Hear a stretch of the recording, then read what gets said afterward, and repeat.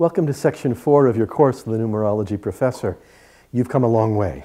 Hopefully at this point, you've come to realize the value of relational thinking and how important this system is in developing that intuitive mind, or that intuitive capacity to see how everything connects to everything else. In the end, of course, it's a simple formula. That's all you'll need, because after the study of patterns, after your practice of so many birthdays and all these calculations, you'll be able to look at the formula and just see it all in your head. You want to write down all the important calculations as well, but you'll be able to grasp the essence of any given birth date based on the formula and based on the work you've done behind it, so your relational thinking is in gear. This section is called the innovation of numerology. The reason for that is that we have applied in our first section the 5 questions of life. And those 5 questions of life represent the genius. And that genius and the 5 questions of life represent now your ability to look at a corporation, any group more than 2. A corporation, an entity that has a birth date, like a country, which is governed by your second section, which are the cycles of life. Timing is everything. Countries have dates of incorporation, therefore they have start dates, they have a so-called birth date. And as a result, they are governed by the second element, your second personality. The yogi itself governs countries, because that's the study of timing. In our third archetype, or personality, we're examining the view of the counselor. And the counselor is examining, in our third section, relationships. And what are relationships in the innovation of numerology? These are families. These are groups that don't have a start date.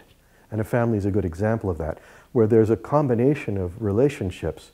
And again, with your relational mind, you'll be able to see so many different possibilities, but there's no start date. In a corporation or a country, there's an incorporation date, a written, recorded date. In a country, and a country also has a date of incorporation, it's not the date that people thought about. It's not the date that people may have wished because of something important. It's the date of the Constitution, the date of the formal document.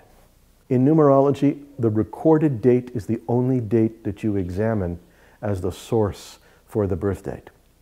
But in the counselor's perspective, in that archetype, we're looking at relationships that don't have a start date. The individuals do, but the group does not. And that'll be fascinating for you. Our fourth archetype, or personality, the healer, deals with the whole world.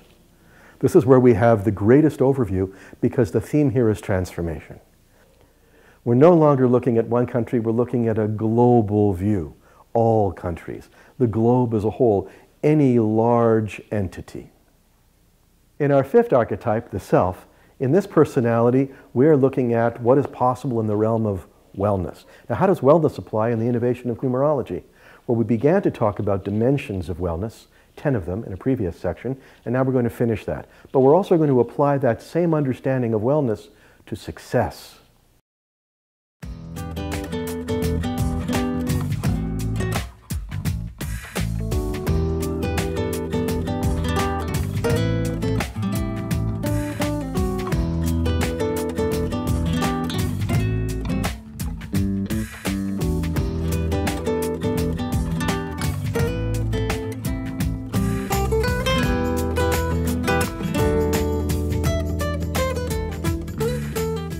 Section 1 is the 5 questions of life.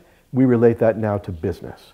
Imagine what you can do with business if you understand, examine, analyze, and assess, who am I?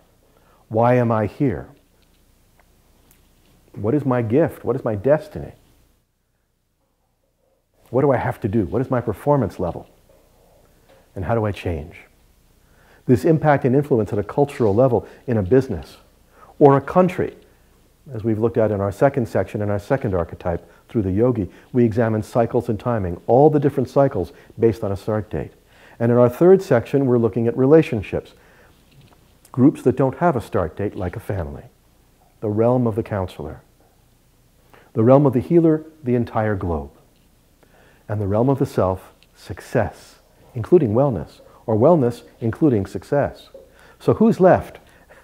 In this section, the important innovation is that we've begun to analyze the value of the numerologist. You have to be at the center of this.